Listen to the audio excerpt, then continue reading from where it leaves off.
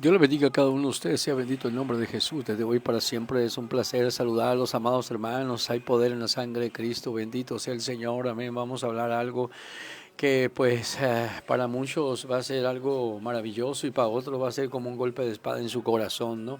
Por la sencilla razón de lo que vamos a hablar hoy, porque es muy importante que nosotros estemos atentos a la verdad, amén, a lo que dice la Escritura exactamente y lo que dice el Señor. No hay profecía más segura que la palabra del Señor, amén. No hay profecía más segura que la palabra del Señor. Es muy importante, amados hermanos, saber que Juan en ese momento, cuando estaba escribiendo la carta de Juan, se veía en el pueblo que había personas que querían desviar, confundir a aquellos creyentes en Cristo Jesús. Estaban los gnósticos, los gnósticos, estaban ahí también personas como los judíos, aquellos que creían que a través de los conocimientos se podía obtener lo que era la salvación, no en la fe en Cristo Jesús. Imagínense nomás eso, o sea que si yo tengo el conocimiento de la Escritura, no necesito a Cristo Jesús. ¿Por qué? Porque el conocimiento de la Escritura me da la oportunidad de ser salvo. O sea, que eso es lo que creían aquellos hombres y usted sabe muy bien que no es así, pero aquellos hombres nuevos no sabían, las personas que realmente estaban ahí escudriñando las escrituras, ellos estaban ocupados en que el pueblo conociera la verdad y pues que no le hiciera caso a aquellos hombres que hablaban de su corazón, ¿no? Hablaban de su corazón, igual que Jeremías. Yo puedo comparar Primera de Juan a 4.1 con lo que dice también Jeremías 23 del 16 al 32. Habla sobre aquellos profetas que hablaban de su corazón, aquellos profetas que decían que pues que estaban en el consejo de Dios, ¿no? Que andaban en el consejo de Dios y desviaban al pueblo con mentiras, con engaños, diciendo que iba a estar todo tranquilo, que iba a estar mucha paz, que iba a haber mucha prosperidad para el pueblo, cuando venía un desastre para el pueblo, ¿no? Cuando el pueblo de Israel empezó a confiar en los profetas de las vendas blancas, vamos a decirlo así, de aquellos profetas que predicaban solamente prosperidad, entonces empezaron a ver ellos que cuando vino la verdad no era así, sino que Jeremías tenía la razón, ¿no? Y nos vamos a lo que dice también aquí en Primera de Juan 4.1, queridos hermanos, no queráis a todo espíritu, sino pruebe los espíritus, ¿no? Para que ver, pues, porque no todos los espíritus son del Señor, amén. Así que hay espíritus falsos. Hay espíritus falsos, hay hombres falsos, amén, dirigidos por estos espíritus diciéndole al pueblo, amén, que va a ser una gran bendición y le profetizan grandemente y los ligan a la mentira. Entonces el pueblo, cuando ve al pueblo que no sucedió como dice el profeta, pues voltean hacia Dios y le dicen, bueno, ¿por qué? ¿Por qué no me concediste lo que dijo el profeta? Pero es que el Señor no dijo nada. Así muy claramente dice el Señor, probar los espíritus. Nosotros tenemos que probar los espíritus. ¿Cómo vamos a probar los espíritus, hermanos, si no le invertimos tiempo a la escritura? Si no le invertimos tiempo a escudriñar la palabra. ¿Cómo vamos a saber que nos está hablando la verdad, como dice la escritura, que nosotros tenemos que estar atentos? ¿Cómo vamos a saber que ese hombre, esa mujer está hablando la verdad? No más porque grita mucho, no más porque dice muchas cosas bonitas que nos convienen en ese momento y que nuestro corazón desea escuchar. No, hermano, tenemos que buscar la palabra, escudriñar las escrituras, realmente qué es lo que quiere el Señor para nosotros en este momento. Amén. Sí, cierto, ¿no? Tenemos un Dios poderoso, un Dios grande, un Dios misericordioso, pero no te vas a sacar la lotería nomás por eso. No vas a traer un carro nuevo nomás por eso. Amén. Los únicos que traen carro nuevo, si usted se fija, son los apóstoles o los profetas mentirosos, ¿no? Que vienen y sacan la alcancía de todos los creyentes que están ignorando las escrituras, porque les dicen que echen ahí al alfolí y que el Señor lo va a prosperar. No, hermano, nosotros somos prosperados, como dice la escritura, porque la voluntad del Señor así es, somos prosperados porque buscamos al Señor, y si la voluntad del Señor es que usted tenga suficiente comida, suficiente finanzas, es porque es la voluntad del Señor, no porque va a venir un hombre a decirle. El Espíritu Santo se derramó sobre toda criatura. Joel lo profetizó.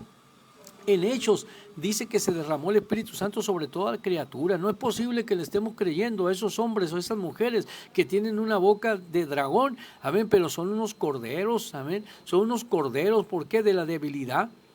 Así que no podemos nosotros echarle la culpa a Dios si le estamos creyendo a esos hombres que todo va a estar bien. No, hermano, vamos a tener dificultades, problemas y luchas, vamos a tener aflicciones, pruebas, amén. A través de todas ellas dice la Escritura que vamos a pasar al reino de los cielos.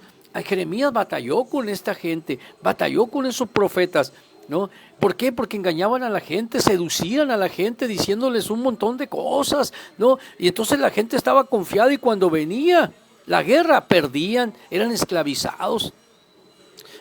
También acá en Juan vemos que Juan también estaba batallando con esas personas, ¿no? Que decían que a través de la sabiduría, del conocimiento de todas las cosas iban a agarrar la salvación, no a través de Jesucristo, no a través de la fe. Vemos nosotros que el espíritu engañoso está siempre con la jugada de que nosotros nos confundamos, pero aquellos que escudriñan la Escritura, aquellos que son guiados por el Espíritu Santo no van a ser engañados. Sabemos lo que dice la Escritura, tenemos que leer la Escritura, amados hermanos. Tenemos que leer lo que dijo Jesucristo ahí en Mateo, en Marcos, Lucas, Juan, ahí lo que dice Hechos, lo que dice Romanos, los Corintios. Tenemos que nosotros estar atentos a lo que dice la Escritura. No podemos nosotros ser hombres que solamente está llevándose por lo que dice el que está en el púlpito, por lo que dice inclusive yo. Tiene que estar en la Escritura, probar los espíritus, porque no todos los espíritus son del Señor. No todos los espíritus son de Dios. No todos los espíritus. ¿Y cómo voy a saber entonces? Porque voy a tener el conocimiento que me da el Espíritu Santo a través de haber leído la Escritura, a través de haber escudriñado la palabra, porque no voy a permitir que me engañen y luego me vaya al infierno junto con ellos, porque para allá van, porque no estuvieron en el consejo de Dios. ¿Se da cuenta cómo hablan esos hombres? Dios me dijo, oyes, hay gente que tiene 20 años clamando a Dios, ¿no? Y jamás han escuchado la voz del Señor, y esto cada 5 minutos le habla, ¿no? La palabra es la más segura. Acuérdense que la voz de Dios es la palabra, la voz de Dios es la Escritura, la voz de Dios es ahí lo que usted tiene, el librito negro con letras, con hojas blancas, con letras negras. Esa es la palabra del Señor. Amén. Ahí es lo que usted tiene que hacer caso, a eso, no a lo que diga un hombre, no a lo que diga un profeta, lo que diga un apóstol, no sé qué nombres, puede llamarse lo que sea. Amén. ¿Por qué? Porque también hay falsos cristos, hay falsos cristos.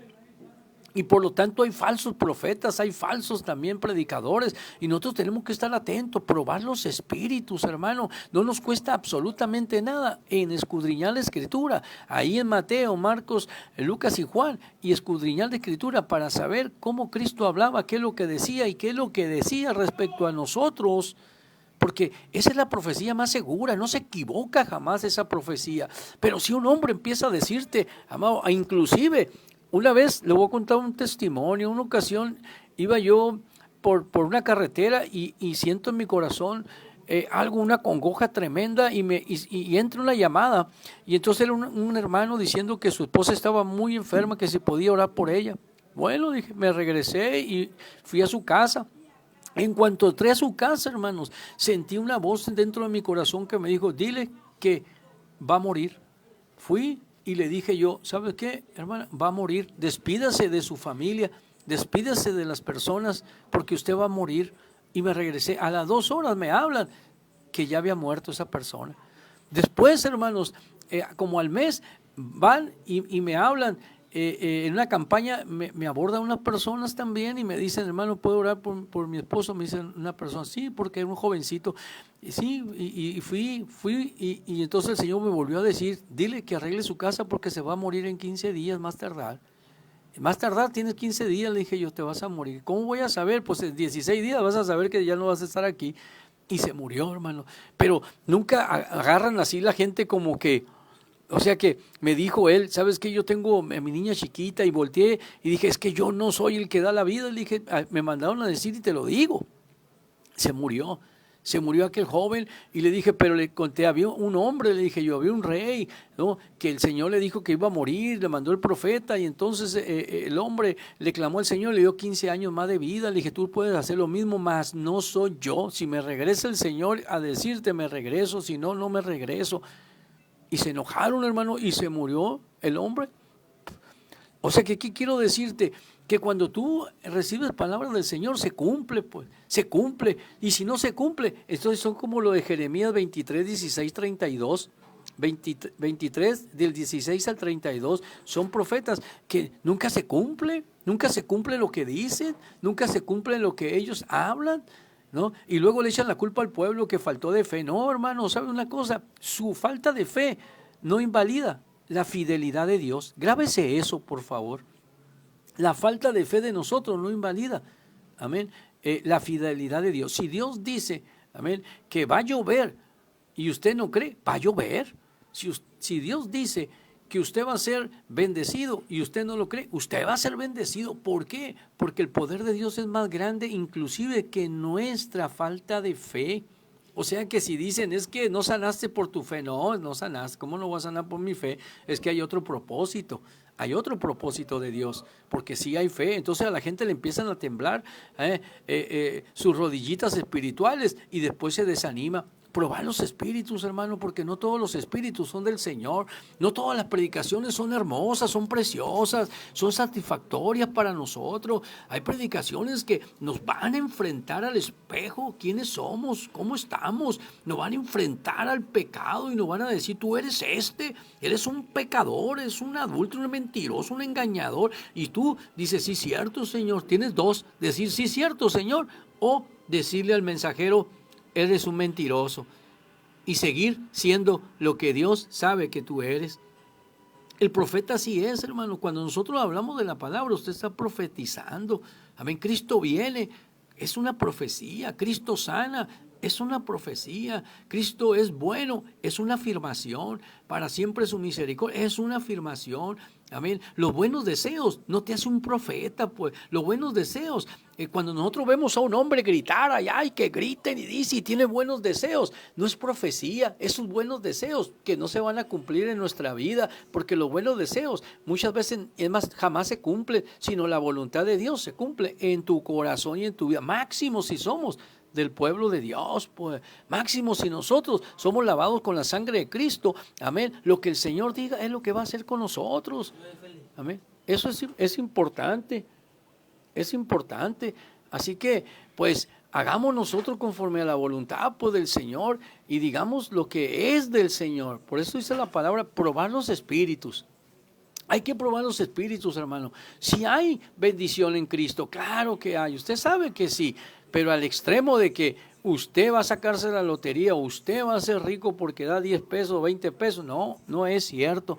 Así que ponga atención, probar los espíritus, porque no todos los espíritus son del Señor.